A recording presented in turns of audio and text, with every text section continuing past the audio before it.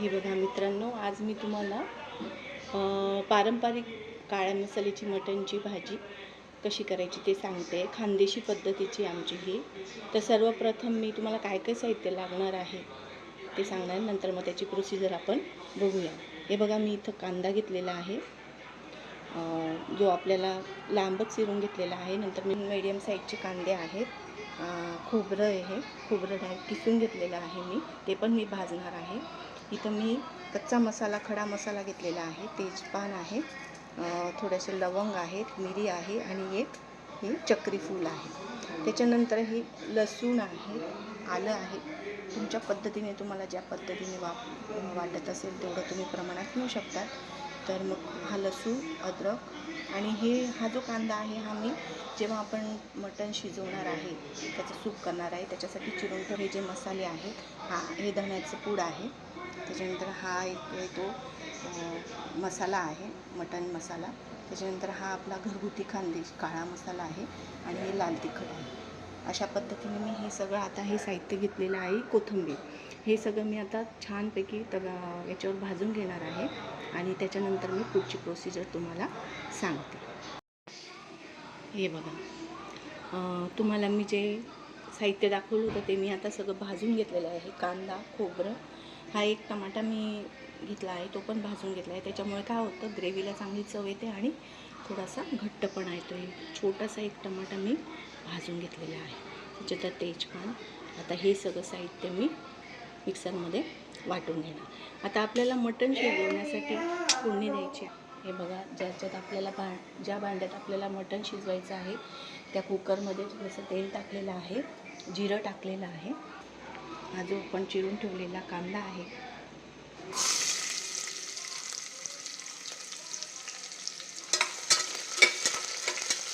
कांदा आपल्याला जास्त काही लाल करायचा नाही, थोडासा गुलाबी जरी झाला तरी पण तो चालणार आहे. त्याच्यानंतर थोडंसं मी हे 2 पाकळ्या या ज्या लसूण आहेत त्या घेतलेल्या आहेत.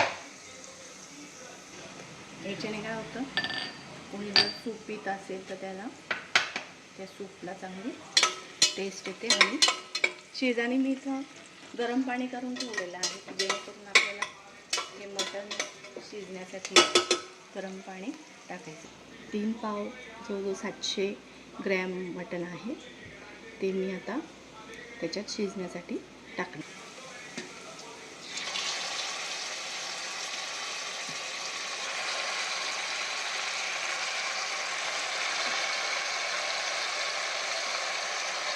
पाणी टाकायचं नाही आहे, कारण याचंच पाणी आपल्याला सुटू द्यायचं आहे.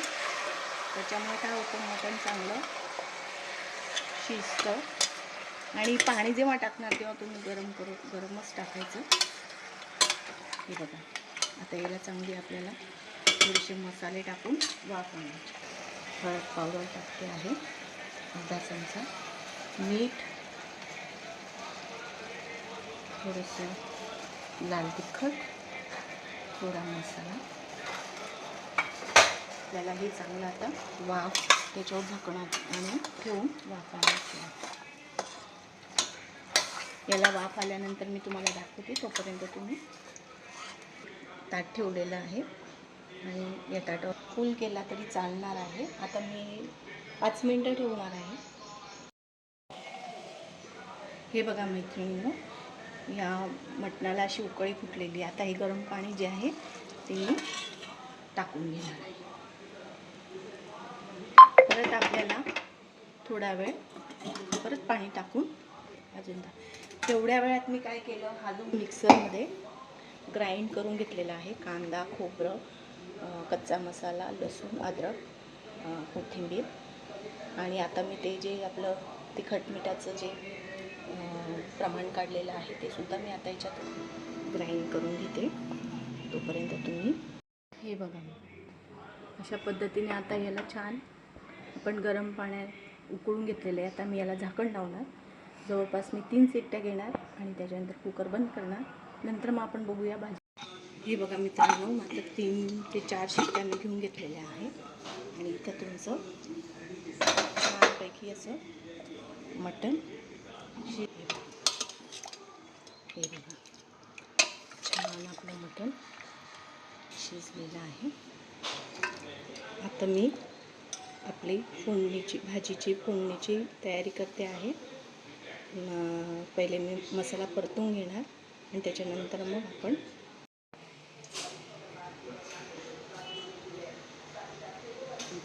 मोठा 2 ते 3 पळी चमचे तेल घेतलेलं आहे कढईमध्ये. त्याच्यानंतर आपण त्याच्यात थोडंसं जिरं टाकूया.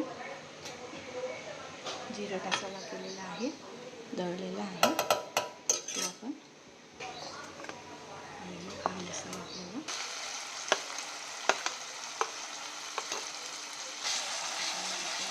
आता तेलामध्ये परतवून घ्यायचा आहे.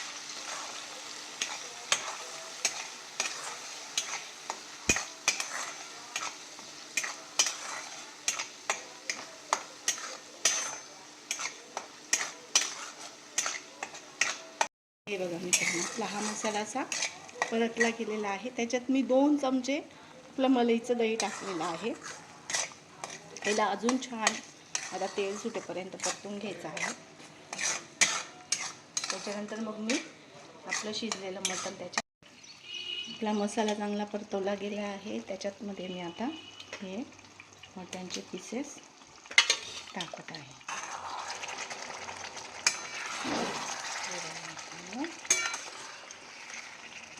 खूपच छान वास सुटलेला आहे सगळ्यांचा, वास सुगंध. आता आपल्याला हे चांगलं 5 मिनटं, हे बघा मित्रांनो, अशा पद्धतीने त्याला तेल सुटलेलं आहे. तुम्हाला जर सुकी ग्रेव्हीची नुसती करायची असेल तर अशी पण तुम्ही खाऊ शकता, किंवा मग आपलं जे सूप आहे ते टाकून तुम्ही रसा पण करू शकता. पण मला रसा करायचा आहे. हे बघा अशा प्रकारे थोडीशी कोथिंबीर टाकते आहे. खूपच छान टेस्ट येते. तुम्ही नक्की अशी करून बघा. ही झाली सुकी, तर मला रसा करायचा आहे. मी आता त्याचा रसा करून घेते. हे बघा, आता याला उकळी आल्यावर छान त्याला तरंग येईल, तवंग येईल छान तेलाचा, आणि मग तुमची भाजी खाण्यासाठी तयार आहे. मित्रांनो, कसं छान आपला कट आलेला आहे, एकदम सुंदर. आणि हा जो मटणचा रस्सा आहे हा प्यायला अतिशय सुंदर लागतो. जास्त तिखट पण नाही आहे, मीडियम केलेली आहे भाजी.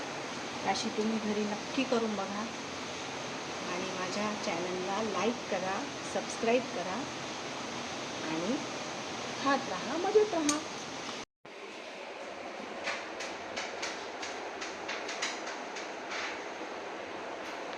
चला तर मग या जेवायला.